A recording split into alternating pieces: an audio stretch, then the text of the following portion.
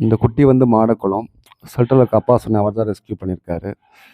இவளுக்கு பார்த்தீங்கன்னா, ரொம்ப நாளா அடிபட்டு ரோட்ல கிடந்திருக்கா. இன்னைக்கு இன்னைக்கு தான் தெரிஞ்சுச்சு. இவள கொண்டு போய் ஹாஸ்பிட்டல்ல போய் காமிச்சோங்க. ஆட்டோக்காரர் வந்து தூக்கிட்டு போயிட்டு காமிச்சாரு. ஹாஸ்பிட்டல்ல பார்த்தீங்கன்னா, அவளுக்கு தேவையான எனர்ஜிக்கு தேவையானது, அது போக பெயின் கில்லர் இதெல்லாம் குடுத்துருப்பாங்க ஐவில. ஃபர்தரா முடிச்சுட்டு அங்க போய் அந்த இன்ஃபார்மர்ட்ட கொஞ்சம் வச்சு பார்த்துக்கோங்க. ஃபர்தரா அவனுக்கு என்ன பண்றதுங்கிறத அடுத்து முடிவு பண்ணிக்கலாம். அப்படிதான் பிளான்ல இருந்தோம்.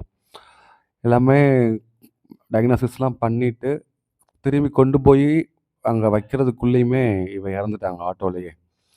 இந்த பிள்ளைங்களுடைய லைஃப் வந்து ரொம்ப கஷ்டமான விஷயங்க. ஏன்னா, எங்கனாலயும் எல்லா ரெஸ்க்யூவும் பண்ண முடியல. அப்படி ரெஸ்க்யூ பண்ற பிள்ளைங்கள ப்ராப்பரா ஒரு இடத்துல வச்சு கேர் பண்றதுக்குரிய ஃபெசிலிட்டீஸும் இருந்தும் பத்தல. நெறையா இருக்குங்க அதுல. ஏன்னா, இங்க நெறைய பேர் உருவாகுனா மட்டும் தான் உடனுக்குடனே இந்த பிள்ளைங்களுக்கு நல்லது நடக்கும். பார்ப்போங்க. எனக்கெல்லாம் எனக்கு மனசு கஷ்டமா இருக்கு. ஏன்னா, ரொம்ப நாளா ரோட்லயே கிடந்திருக்காங்க. அதுவே பட் ஒரு விஷயங்க, நான் தூக்கி குப்பையில போடல. ப்ராப்பரா அடக்கம் பண்றேன். காசு செலவு பண்ணாலும் நான் அடக்கம் பண்றேன். அது போதுங்க எனக்கு.